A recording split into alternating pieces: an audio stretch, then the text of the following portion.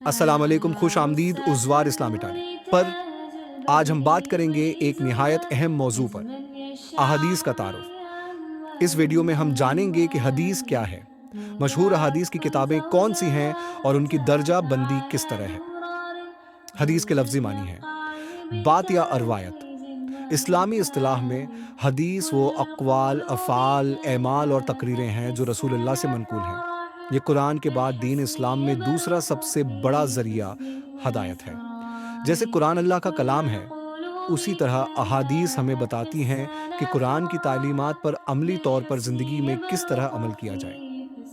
رسول اکرم کے ظاہری وصال کے بعد صحابہ کرام نے احادیث کو یاد کیا اور آگے روایت کیا۔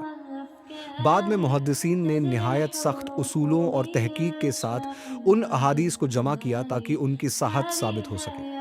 اسی وجہ سے آج ہمارے پاس مستند مجموعے موجود ہیں جنہیں دنیا بھر میں پڑھا اور سمجھا جاتا ہے۔ احادیث کی سب سے مشہور کتابیں یہ ہیں: صحیح البخاری، صحیح مسلم، سنن ابی داؤد، جامع ترمذی، سنن النسائی، سنن ابن ماجہ۔ ان کتابوں کو بیکسہا ستاشا مسس کہا جاتا ہے۔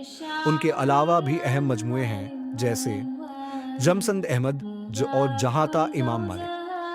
تمام کتب میں سب سے زیادہ مستند کتاب ہے صحیح البخاری، جسے قرآن کے بعد سب سے معتبر کتاب مانا جاتا ہے۔ اس کے بعد ہے صحیح مسلم، ان دونوں کو ملا کر صحیحین کہا جاتا ہے۔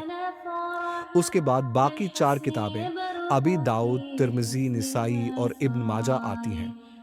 علماء نے ان سب کی درجہ بندی راویوں کی ثقافت اور سند کی بنیاد پر کی ہے۔ تو خلاصہ یہ ہے کہ احادیث دراصل رسول اللہ کی زندگی کا عملی نمونہ ہے جنہیں محدثین نے جمع کیا اور آج تک ہمارے لیے رہنمائی کا ذریعہ ہے۔ ان میں سب سے اعلیٰ درجہ کی کتاب ہے صحیح البخاری۔